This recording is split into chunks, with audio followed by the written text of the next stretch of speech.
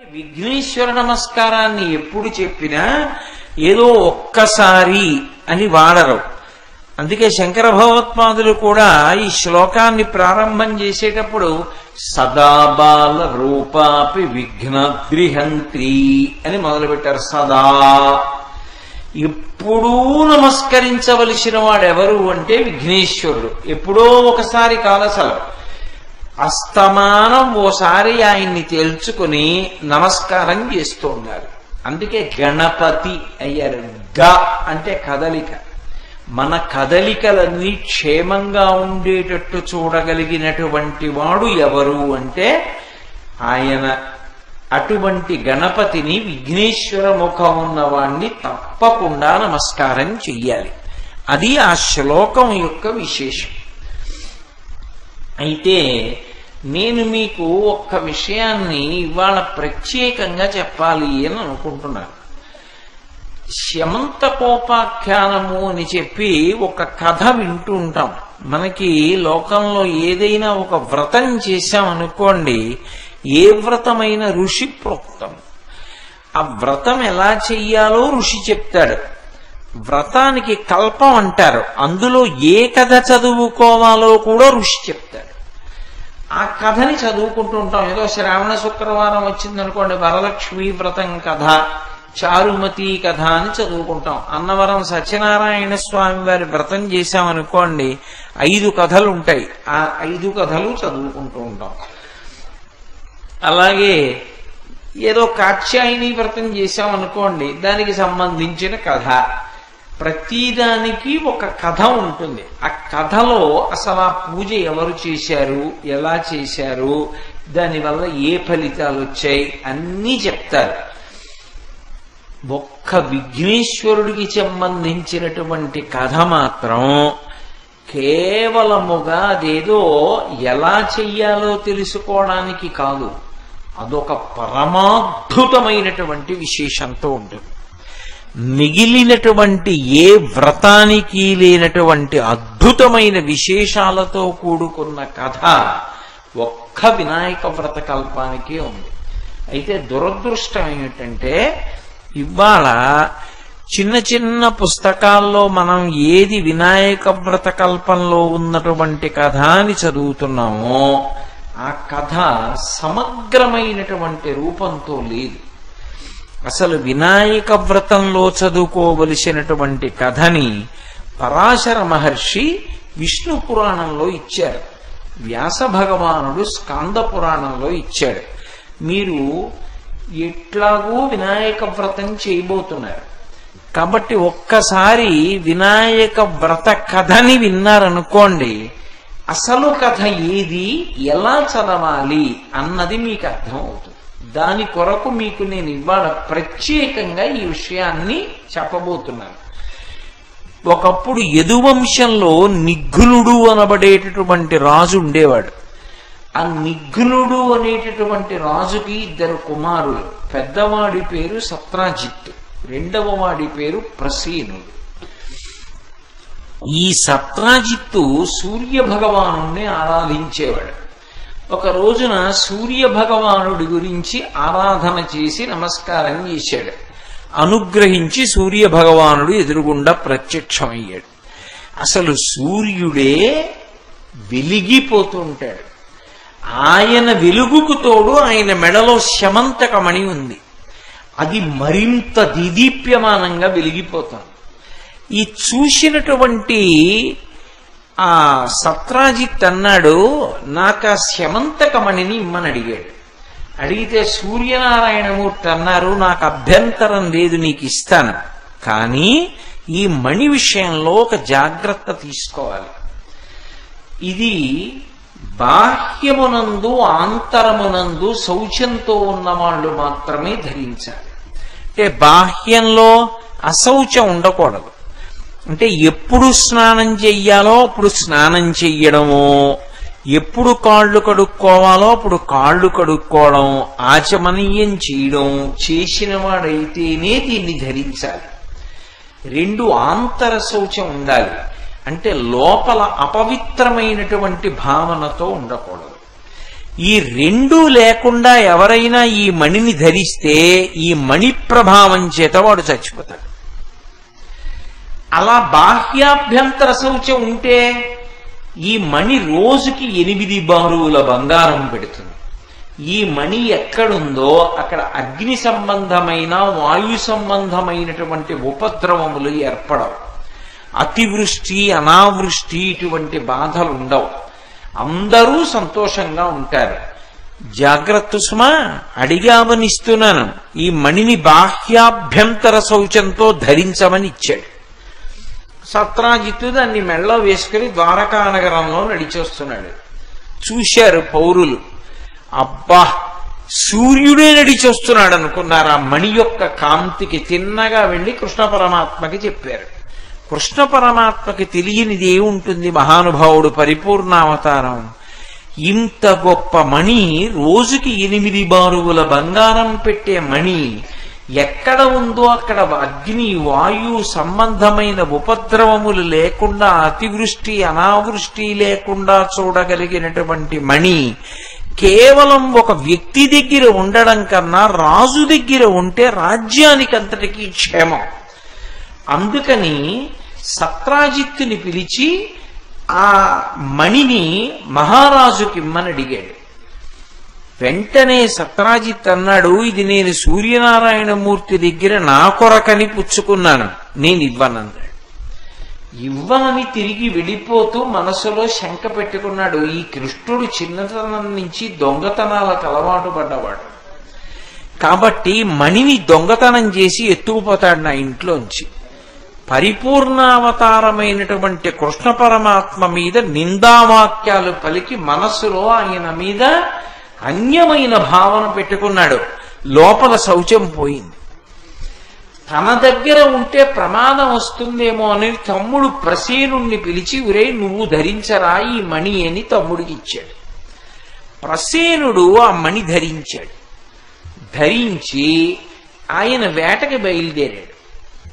ఆ ప్రసేనుడు వేటకి వెళ్ళినప్పుడు ప్రసేనుడితో పాటుగా కృష్ణ భగవానుడు కూడా వెళ్ళాడు. కొంతమంది మిత్రులు సైన్యం కూడా వెళ్ళారు.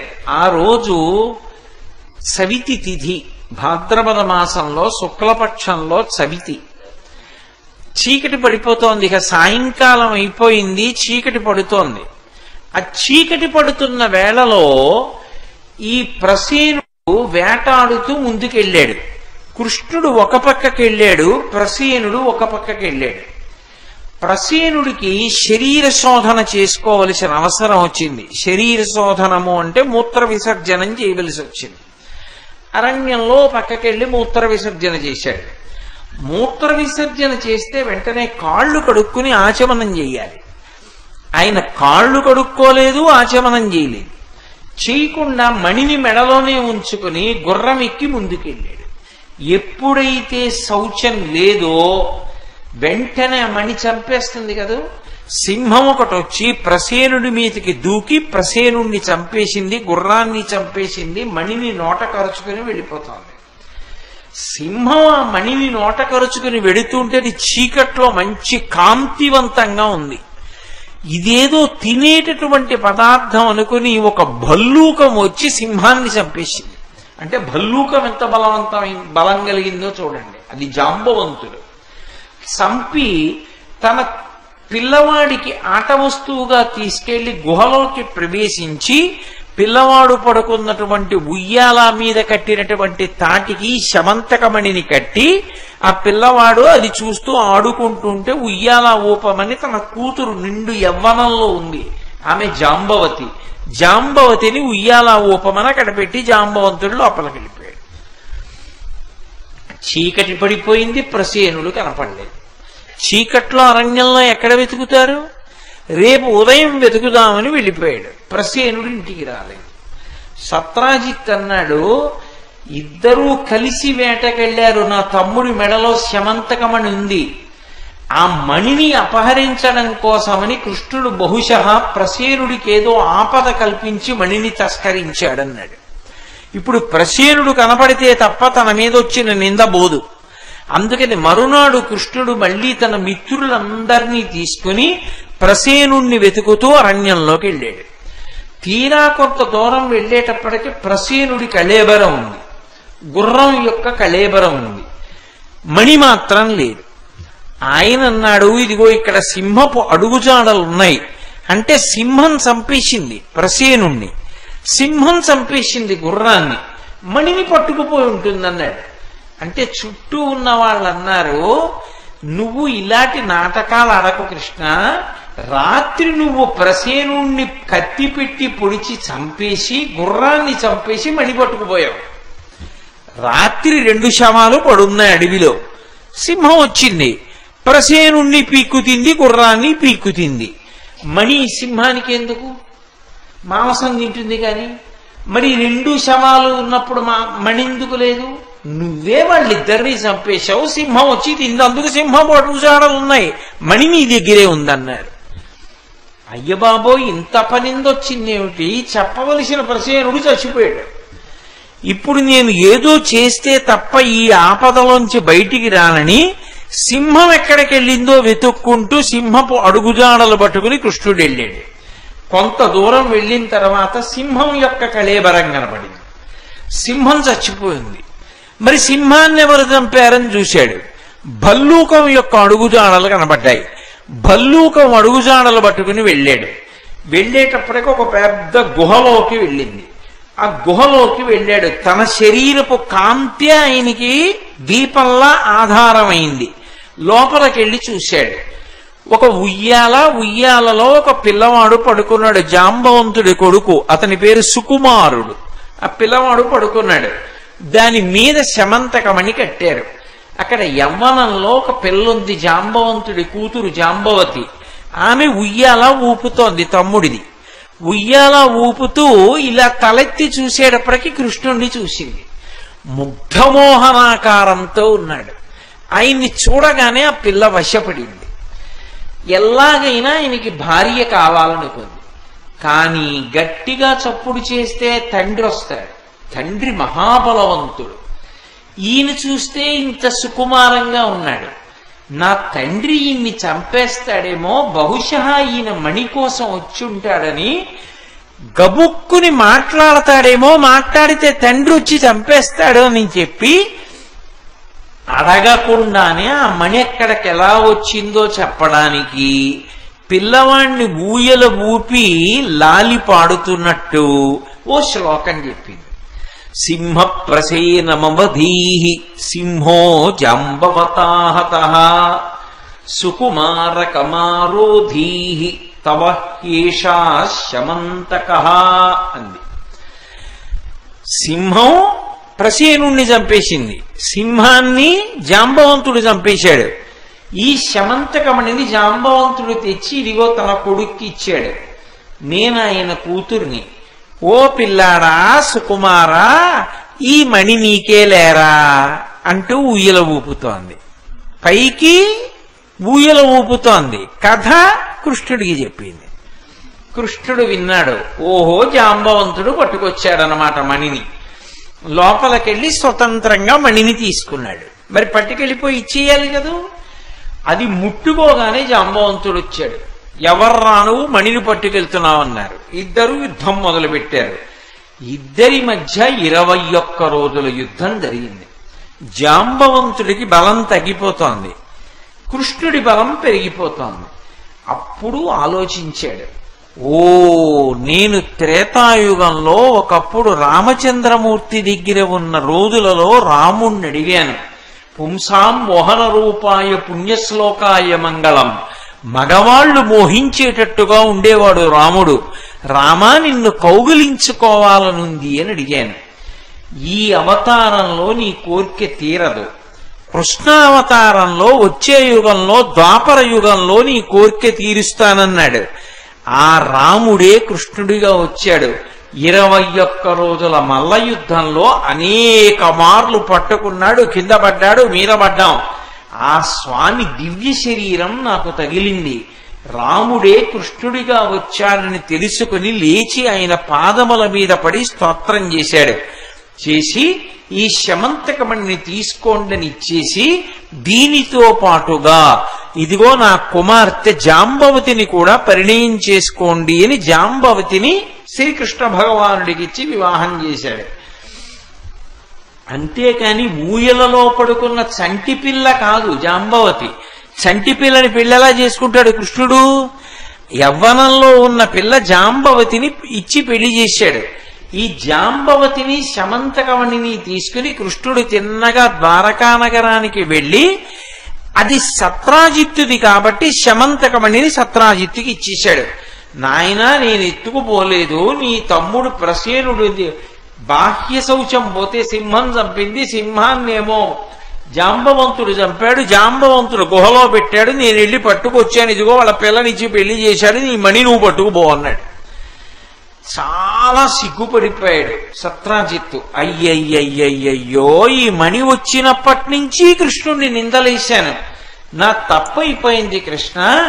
ఈ మణితో పాటు నాకున్న ఒకే ఒక్క కుమార్తె సత్యభామని కూడా నువ్వు తీసుకో అని చెప్పి సత్యభామనిచ్చి వివాహం చేశాడు. ఒక మణి తెచ్చుకుందామంటే 2 మణులు దొరికాయి, జాంబవతి సత్యభామ. సరే, సత్యభామని కూడా వివాహం చేసుకున్నాకన్నాడు, నీకు ఎటూ కొడుకులు లేరు, కూతురేగా, ఇవాళ కాకపోతే రేపు ఆ ఆస్తి నాదే, ఆ మణి నాకే వస్తుంది, కొన్నాళ్ళైనా నీ దగ్గర ఉంచుకో, వచ్చినప్పటి నుంచి భయంతో దాన్ని వాళ్ళకి వీళ్ళకి ఇస్తున్నావు, ఇప్పుడు ఇంకా బెంగలేదుగా, నీ దగ్గరే ఉంచుకో అని మణినిచ్చాడు. మణిని ఆయనకి ఇచ్చాడు. ఇచ్చిన తరువాత అంటే మీకు మళ్ళీ అనుమానం రావచ్చు, త్రేతాయుగంలో జాంబవంతుడు ద్వాపర యుగంలో ఎలా ఉన్నాడండి అని. రామచంద్రమూర్తి అవతార పరిసమాప్తిలో 4 చిరంజీవులుగా వరమిచ్చారు. హనుమకి, విభీషణుడికి, జాంబవంతుడికి, మైందుడికి, ద్వివిధుడికి 5 ఇచ్చారు. అందులో ఒకడు కాబట్టి జాంబవంతుడి చిరంజీవిగా ఉన్నాడు కలియుగ ప్రారంభం వరకు. కాబట్టి ద్వాపర యుగంలో కృష్ణ భగవానుడి యొక్క దర్శనం చేశాడు. ఇప్పుడు సత్రాజిత్తు శమంతకమణిని సత్యభామని కూడా కృష్ణుడికి ఇచ్చేశాడు. శమంతకమణిని కృష్ణుడు సత్రాజిత్తుకి ఇచ్చేశాడు. ఇచ్చేసిన తర్వాత కృష్ణుడు, సత్యభామ, జాంబవతి సంతోషంగా ఉంటున్నారు. ఈలోగా పాండవుల్ని లక్క ఇంట్లో పెట్టి కాల్చేశారు, వాళ్ళేమో చనిపోయారు అని లోకంలో మాట వచ్చింది. కానీ వాళ్ళు చనిపోలేదు, తప్పించుకున్నారు, క్షేమంగా ఉన్నారని కృష్ణుడికి తెలుసు. ఎవరు చంపేశారు?